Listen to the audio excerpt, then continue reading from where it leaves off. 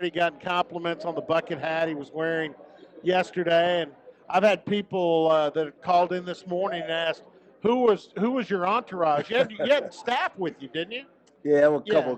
couple of guys from my staff. We love getting out and supporting the other sports, and it was a beautiful afternoon. It's a little bit of a slower time before summer school gets kicked up next week, and so Coach Richards, who came in from Creighton, was with me, and our video guy and one of our GAs was with me as well.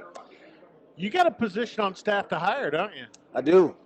We obviously lost Coach Pastrana, really, really good friend, great confidant, and tremendous coach. He went to the University of Florida. He's from Florida.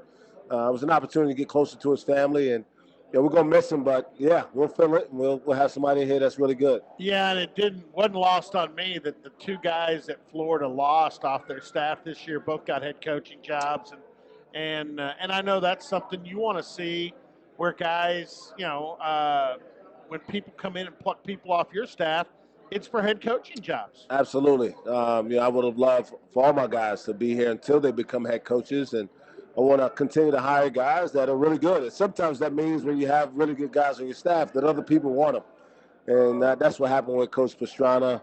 He's like a really, really trusted friend to me. Somebody I've enjoyed working with. But this is a strong program, and right now we have a very attractive position open because we have a team that people will be excited to work with.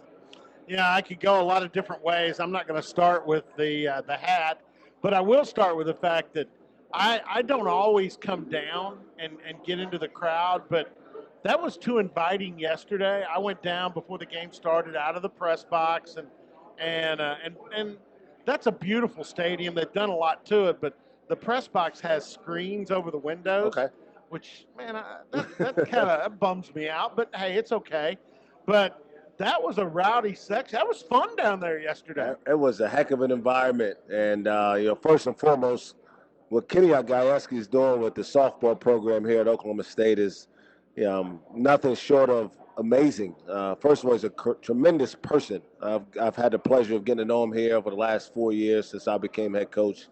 And he's a relentless worker, and he instills so much confidence into his staff and his kids, and they're ready for this moment. They feel confident playing down there, and I'm fired up to get back down there and cheer them on again this evening. Their competitive level, the competitiveness of that group is awesome.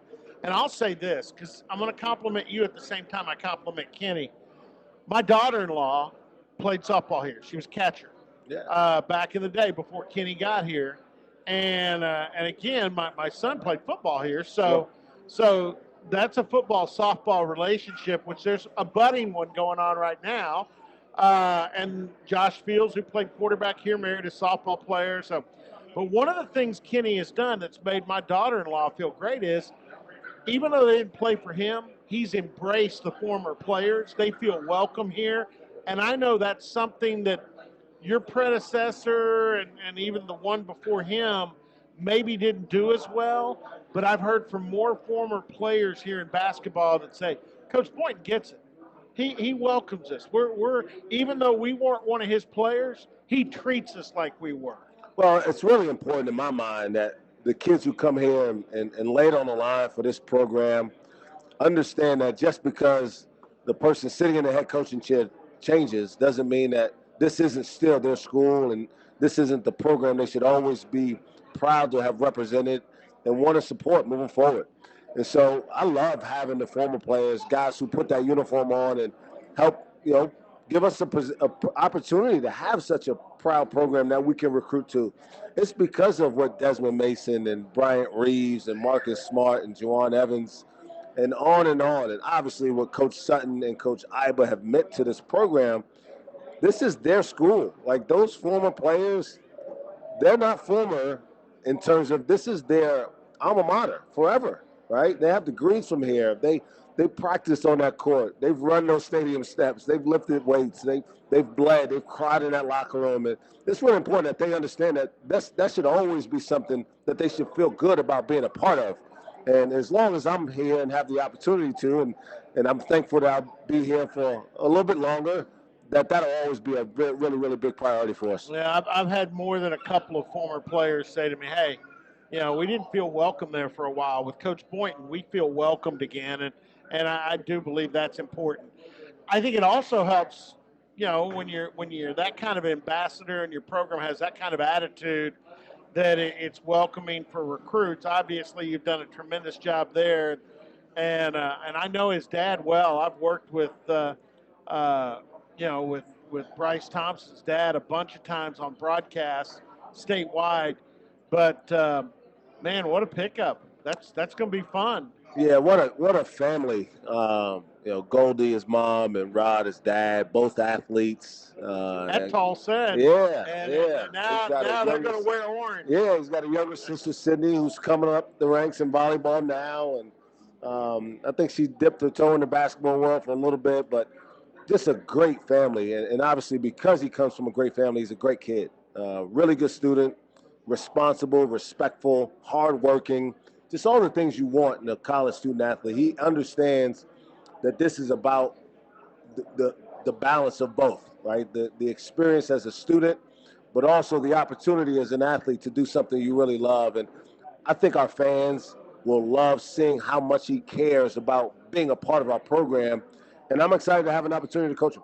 Well, and here's the fun thing. I think we all wondered last year when Cade, not only committed, then stayed with his commitment and came in, and you had Isaac Likely, and you have all the other guys like Avery and that are coming up, and you figure how is he going to make this work?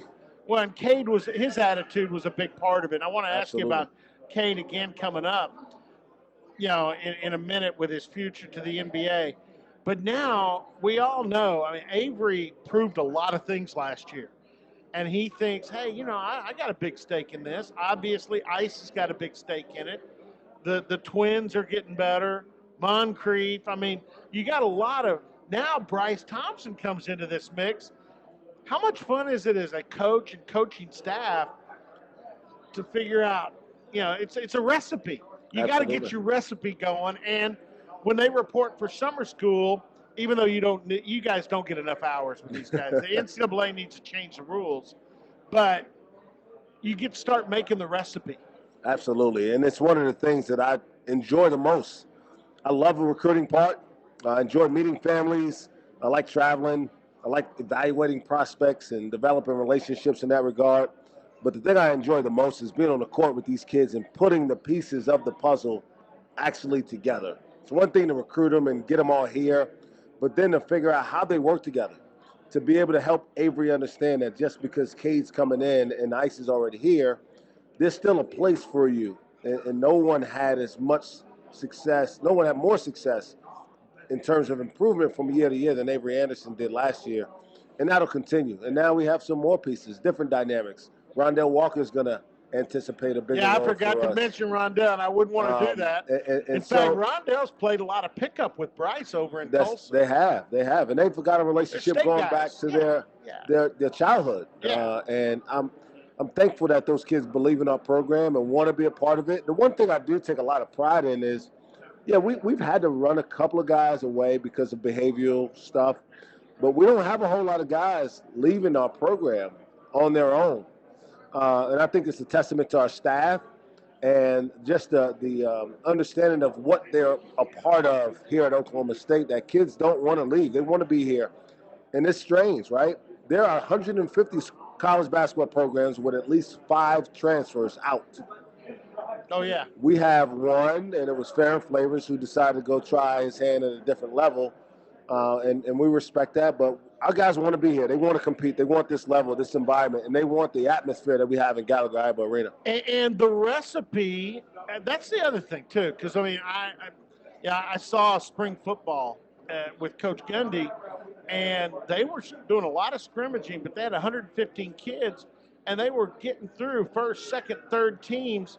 They haven't had anybody go in the portal since the end of spring, which I think that's almost miraculous. Sure. Like you said, the reason they want to stay is they got a stake. Absolutely. Hey, I got a place here. I've got a role in this. And that's what kids want more than anything. They want to feel like, hey. They're a part of it. Exactly. There's no question about it. And we talk about it in recruiting. We're very honest in recruiting. And we don't get all the ones that we recruit. Everybody misses in recruiting. The thing we want to make sure the ones we get are the right fit, that they understand the atmosphere that they're going to be a part of, that it's going to be really competitive. We don't promise playing time or shots or anything like that. We don't guarantee you're going to get drafted, but we're going to put you in a competitive environment where you're going to grow and you're going to play against high-level competition in the Big 12, and you're going to represent one of the best programs in the history of college basketball in one of the most historic arenas in all of America, in Gallagher Arena. All right, it's going to sound like I'm scatter shooting with these questions, but I got a rhyme and a reason. This is kind of a timeout question. Where's your mom and dad now? Where are they living? So they're just outside Atlanta, Georgia. Okay. So I knew they had moved out of the. Yeah, my dad grew up in Georgia and moved to New York City, where he lived a good part of his adult life. My mom was born and raised and lived most of her life in New York City. But when I went to college in 2000, not long after, my dad relocated back to his home state of Georgia, and they've been living there since 2001. All right, you get a chance to see them much? No, you know what? I actually saw them for the first time in about 16 months back in April. Yeah, I hadn't seen my mom since November of 2019 until April of this year, and obviously therefore my dad as well. But I was glad to be able to get out there and see him, and my 2 young kids were able to be around their grandparents for a few days. And, obviously COVID had a lot of terrible consequences. One of them was that we weren't able to spend time with the people who care about us the most and we love. And I'm glad we're kind of getting that behind us and things are getting back to normal here. All right. Now to the next big topic. I was looking at an ESPN Plus mock draft the other day, and Cade was number 1 to the Houston Rockets. And I started thinking, sometimes my mind just starts thinking. Cade came in here, and, he did everything right. Said, hey, yeah, I'm the number 1 recruit out there. I'm the big dog. I'm the lottery pick. But I'm part of this team. I don't want to be the team. I don't want to overstate my time here.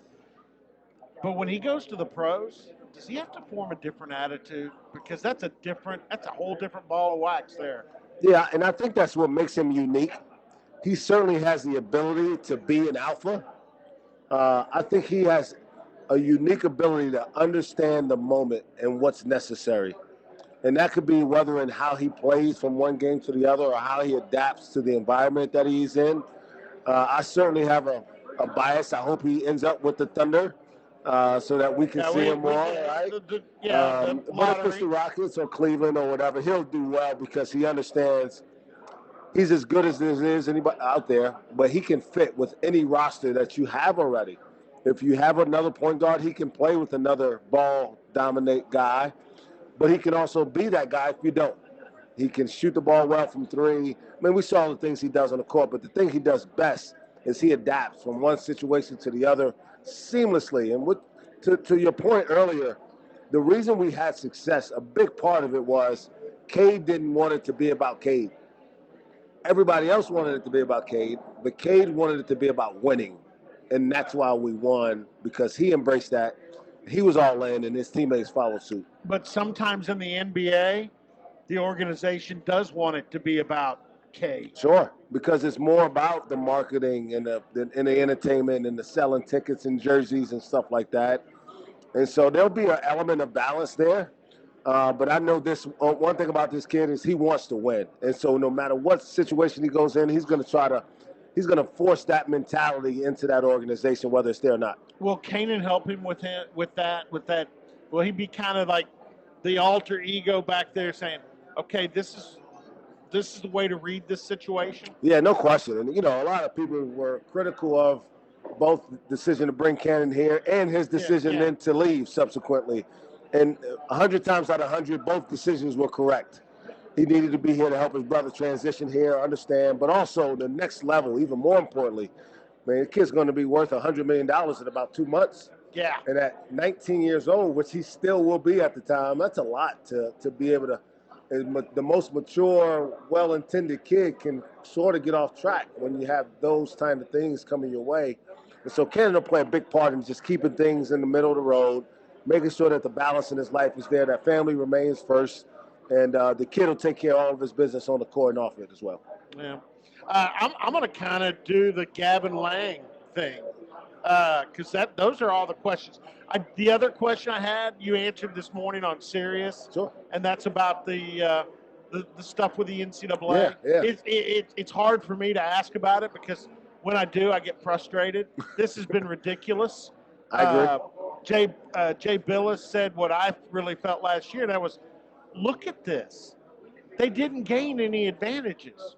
And the one player who got any money, that's what Tom Dorado reminds me of. There was an exchange of money from a coach to a player, but it was paid back, and he was suspended. Sure. So, and other than that, it wasn't like anybody passed money on to recruits. Yep. It wasn't, if anything, the program, the PR was a and you mentioned that this morning. No question. You still have recruits that question it. You may have lost some kids. There's no question we've lost kids. This thing needs to be done. We've lost kids for the last 4 years over this, and to no fault of anybody who's continued to be in the program.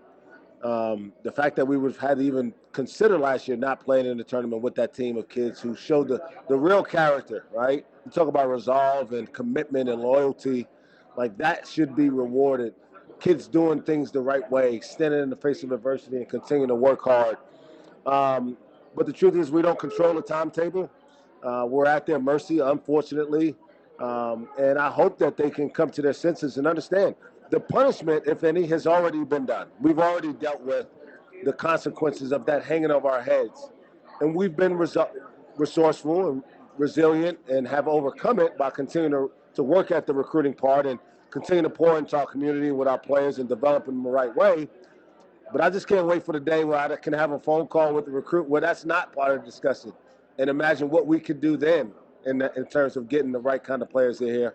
Because I really think this is an elite program that deserves an opportunity to compete for a national championship every year. All right, I thought of, I'm going to do the Gavin Lang thing, but before I do, I thought of something I meant to ask you from an OSU basketball standpoint to help you guys, and we'll mention it again. Every day we'll mention camps. You're getting to do camps. So, I don't know if you have a schedule in your head, but tell kids that are out there, what are the camp opportunities you and your staff are going to have? Just Monday. So after the weekend, if you haven't signed up, come on out to Gallagher. We have our mini camp, and that's for our 1st to 5th grade age. Okay. It's 9 to 12, and you can sign up at MikeBoyntonCamps.com, or you can come the day of. That goes Monday through Wednesday. And then my favorite camp is our parent-child camp, formerly known as Father-Son. But we've expanded it to include mothers and daughters if they would like to participate. That's Friday and Saturday, the 11th and 12th of next week. And that's always fun because it's an opportunity for parents to really be engaged with their kids and compete against other parent and child combinations. My son and I participate. We stay in the dorm at Bennett Hall. It's a great experience. I think this year my wife and daughter, who's 5 years old now, will participate also. That may be the best athlete in the family. It may not even be questionable that my wife's the best athlete in the family. And then the following week, we actually have our day camp that one goes 1st to 12th grade.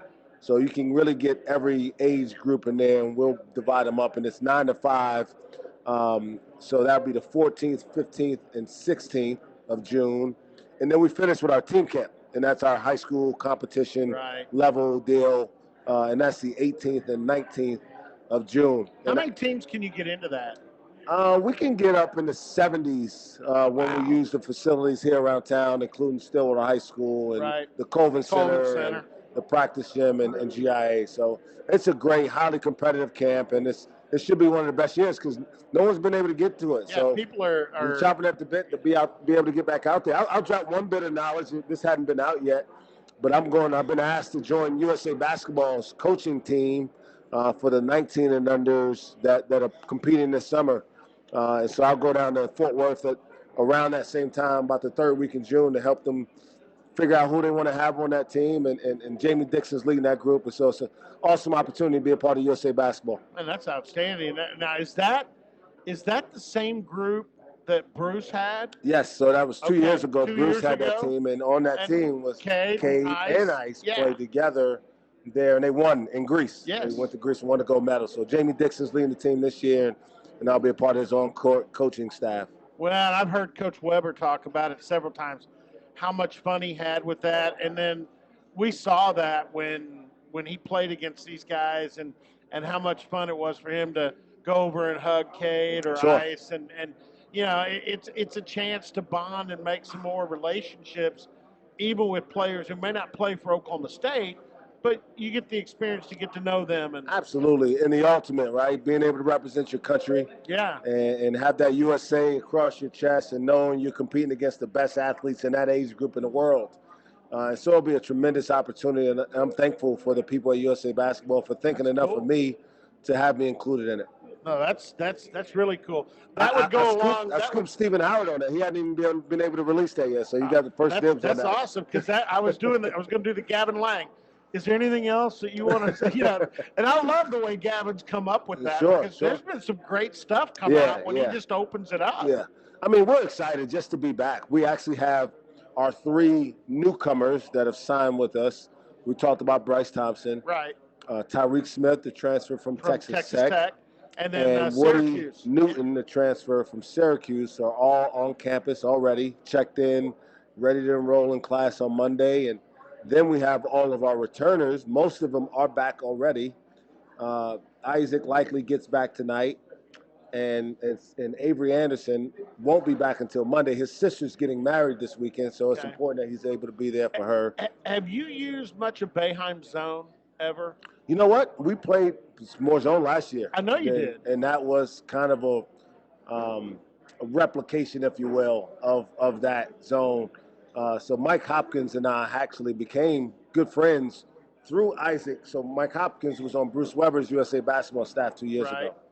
And we talked about it last summer, about a way to maybe implement it, and he gave me a lot of good advice on it. So I'll give a tip of the cap to Mike Hopkins, and then I guess via Jim Boeheim, right? Yeah, via Jim Boeheim, and now you'll have one of his players, and he can probably throw a little more out there. I love that kid. He's, I saw him when he checked in on Tuesday, got here, and man, he's grown since I saw. So we recruited all 3 of those kids out of high school. Right. Woody, obviously, they all went to where they went, but Bryce and Woody Newton, I feel like, have both grown about 2 inches since I last remember seeing them. Wow. I think we measured Bryce the other day at 6'5.5", and Woody measured at 6'9.5", and he was only like 6'7" the last time I saw him. So, yeah, and again, I'm looking forward because, so many of we've seen the players on this team grow exponentially. I think of the Twins because I followed them a lot at Tulsa Memorial, and how far they've come. Yeah, it's going to be fun to watch this year. We got to get out. My time my time is up, but I do it. We're going to feed Coach, or at least make it so he can maybe bring his family out or something. But I appreciate you coming by. No problem. Thank you very much. And I'll just say, hey, our fans, go out there and buy your season tickets. We're going to have a packed GIA again next year, 13,611. Come on out, students. Back behind the bench. Exciting times at Oklahoma State basketball. And I will say this. That was maybe one of the biggest shames of COVID, because if we had not had that, Gallagher-Iba would have packed out last year. Yeah, There's I agree. no doubt in my mind it would have been incredible. Our fans were chomping at the bit to get in there, and I give our fans a lot of credit. We had as good an atmosphere with COVID as you could have found in the country. But that shows you the passion that our fans have for basketball, and I'm excited to be a part of this program. Well, and the key, I'll end it with this. The key is, I was talking to Chad Weiberg yesterday at the softball. There is a revenue loss with COVID this year. Not with the TV revenue per se, but all that ticket revenue. If you want to help Oklahoma State, softball, golf, tennis, soccer, any of them, buy the football and basketball season tickets. Football and basketball season tickets will help the athletic department get past COVID faster and better than anything else you can do. So buy your tickets, like Coach said. No question. Hey, I appreciate it.